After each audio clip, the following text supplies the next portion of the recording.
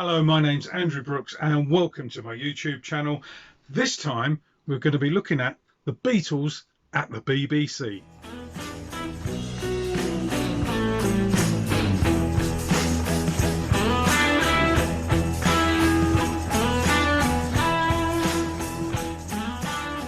Hello and welcome back to my YouTube channel, and as I said, we're going to be looking at the Beatles at the BBC. Not a very interesting subject, I'm sure you're all thinking now. It's been done to death.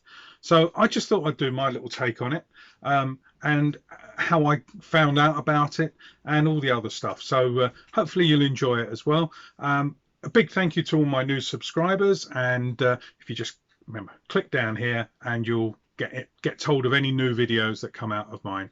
So yeah, that's all you have to do, just click down here. Anyway, thanks a lot for joining me once again. So, the Beatles at the BBC.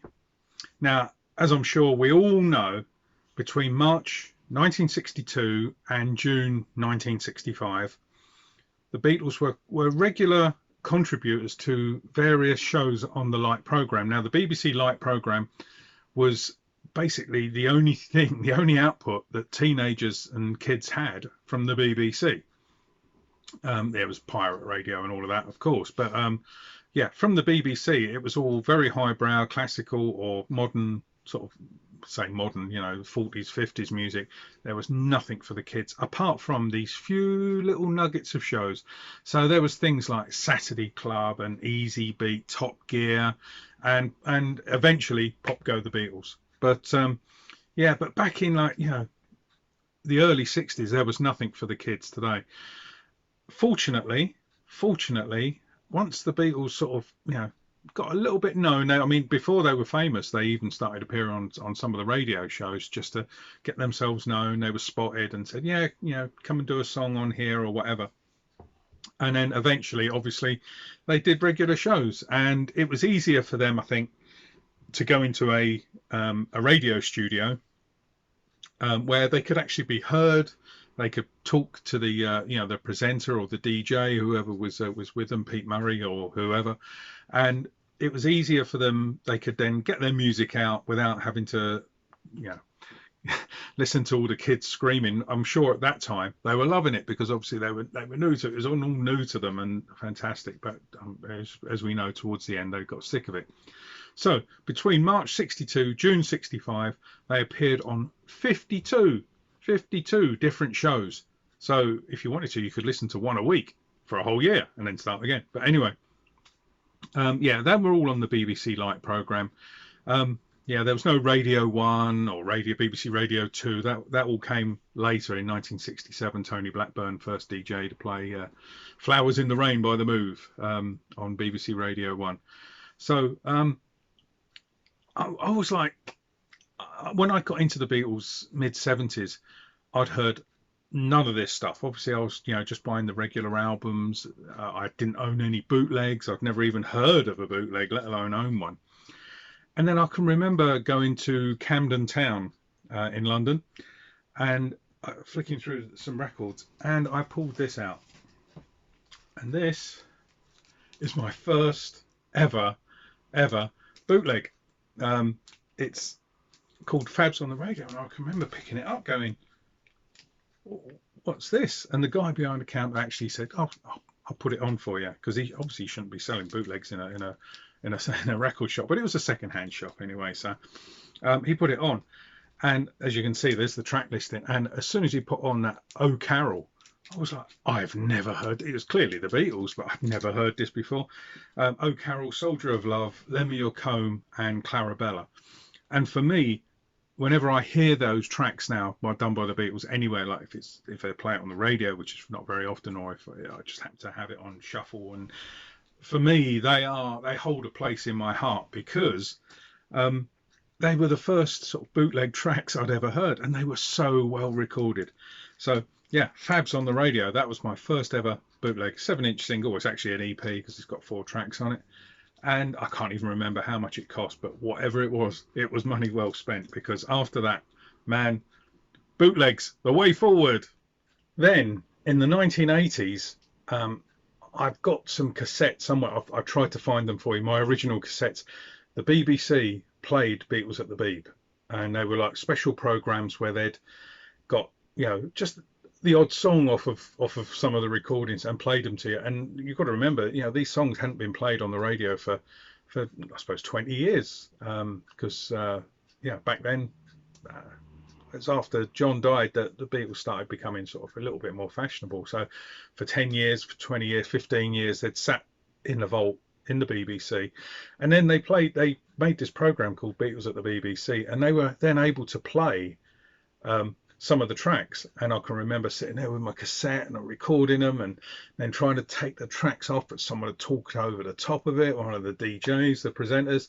I've still got the cassette somewhere, but yeah, obviously redundant because of all the new stuff that's come out. Then at record fairs, things started sort of popping up. I used to sell records at record fairs, and I can remember seeing these records that suddenly popped up, and this was like the first one. Beatles at the Beeb. Where is it? Volume 1. And as you can see, it's a nice LP. It's sort of got an authentic looking sleeve, authentic looking sleeve notes. But this has got, and so this was the very first of the albums to come out. So this has got like Saturday Club. When I say first of the albums, these are the first of the Beatles at the Beeb albums. There were obviously bootlegs around and probably had some tracks on them. I don't actually, I had a quick look through my bootleg collection. None of my bootlegs have got any BBC songs, but interestingly, John thought, because he was a big collector of bootlegs, and he thought he'd found the Decca audition tapes, and he bought this bootleg, or someone got it for him, and then he played it to Paul, and it turns out it was a BBC session. So obviously they were around in the 70s. Yeah, but John thought he'd got the Decca tapes, but no, they're actually BBC recordings, but they were so well recorded. So as you can see, this is volume 1, and I thought, volume 1, is there more to come? And sure enough, there was more to come. All in all, there was, as far as I know, there may be more, but I've got up to number 11, volume 11. So I'm not going to go through each of the track listings with you, but I'll show you the sleeves, because the sleeves are fantastic.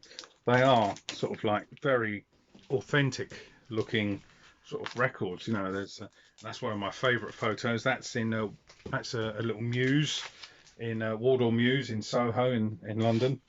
It's a great photo. Obviously coming through there, and it's a whole series called The Beatles at the Beeb. And as I say, I've got 11 discs. This is very reminiscent of Beatles Beat, a German album cover. And there's one with Ed Sullivan. There we go. And that's sort of very George Martin, sort of where he does Beatles songs sort of look. Obviously a rip-off of A Hard Day's Night there, Ski Night. And the final one is them larking around. There we are. So they are the 11 albums that I sort of had picked up one at a time, and for me they were like, wow, I can actually get to hear all these early recordings done by the BBC, and hats off to the BBC. They were well recorded, but as my father-in-law says, back in the day, he remembers having a reel-to-reel tape hooked up to the radio, and he actually recorded them off the radio. And I'm guessing that's where these tapes have come from for them to make the bootlegs, because there certainly was no official release at the time, other than this 80s radio show that I mentioned. So I can imagine there's quite a few kids in the 60s hooking up reel-to-reel tape recorders and recording all these tracks, all these shows that the Beatles were on. So they sort of these were sort of I don't know, these must have been late 80s, I'm guessing. Excuse me. And then in 1993, wow, the biggest thing ever happened in bootlegs as far as I was concerned, because not only did we get a fantastic set issued. Here it is. It is the Beatles, the complete BBC sessions. Look at all them tracks on there. So this is CDs, and it's a 9 CD set, which is brilliant, and it's so well done. I'll take the lid off for you there. It's so well done. It comes with this superb, absolutely superb book full of pictures, as well as the track listings telling you the recordings, where they were recorded, and the dates and the times, and who was the announcer and all of that. So it came with that, and then, as I said, 9 discs. So here are the 9 discs, and obviously they're 3 layers deep. And as we said, that's called the complete BBC sessions.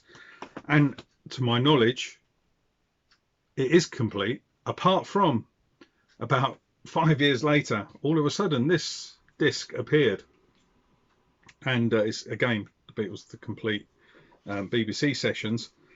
And apparently what had happened, one of the shows had not come forward for and been released in this package, and what Great Dane did was issued a single disc with the missing show, and that's the Beatles Here We Go, March the 12th 1963.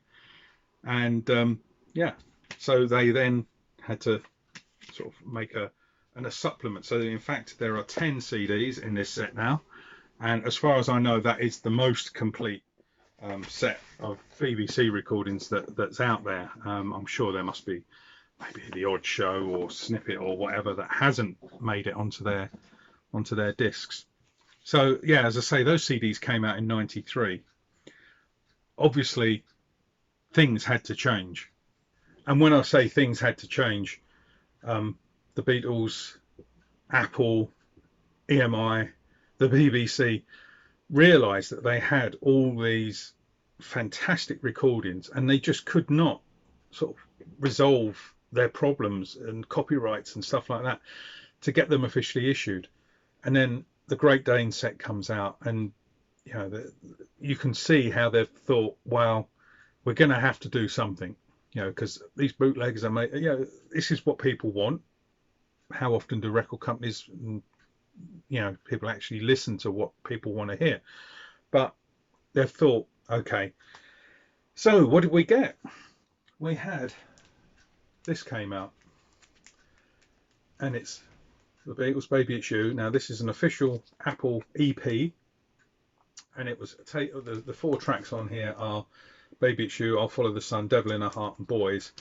And they have been taken from well, actually no, I reckon that's wrong. They haven't all been taken. One of them, Baby It's You, was taken from this particular album, which came out, and yes, it certainly contained lots and lots of the tracks. Probably not as many as in the Great Dane set, but there was a good number. So Baby It's You was on here, and then they included 3 other tracks that weren't on here as well. So yeah, good old Apple, bit late to the party, but they've finally issued this. It's George Martin has got hold of the BBC tapes. They've allowed him to clean them up, make them sound brilliant, and they do sound brilliant.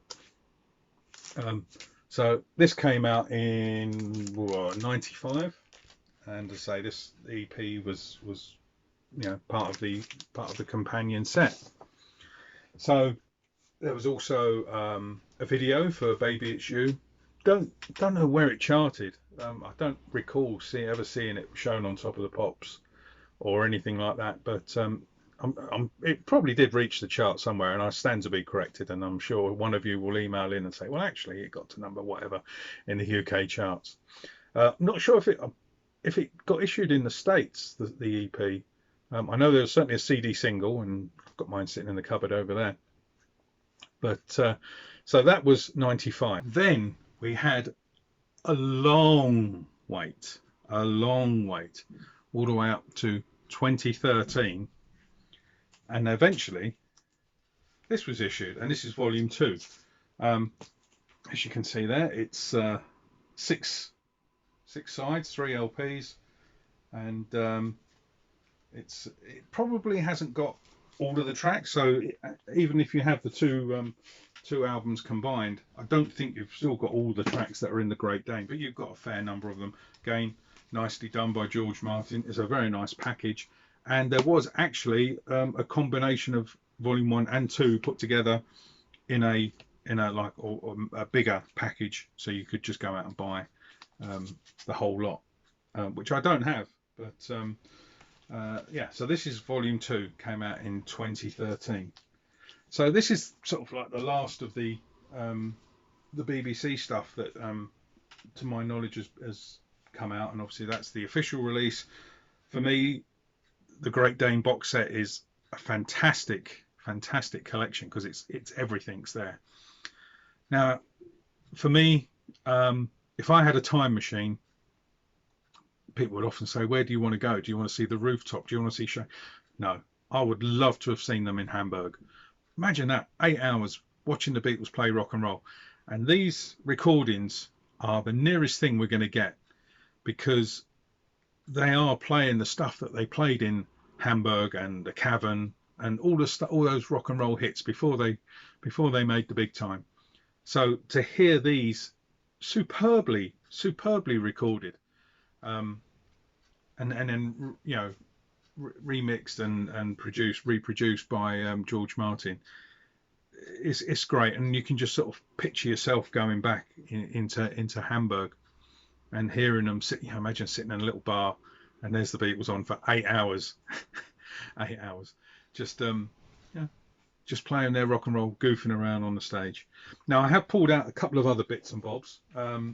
So these all relate to the first album of the official releases. So there's the double CD of it. There was also obviously a cassette, which was necessary back in the 80s for your car. You needed to have this in your car. And then there was also a sort of like an album sampler, and it came out like this, folded out into a very nice looking apple there. There was badges, I seem to remember, because at the start of it they're goofing around. Hi, I'm John and I play guitar, and I'm George and I also play guitar. Ringo, I play drums and whatever. So there was badges saying my name is Ringo and stuff like that, and I've got them somewhere. I should have dug them out. I'll show you another time though. But so that's quite a nice little sampler set there. That's it for my BBC stuff. I've explained how I think they're probably some of the best bootlegs we've ever had, just purely because you can now imagine what it was like to hear them in Hamburg all those years ago. Let me know what you think. Am I right?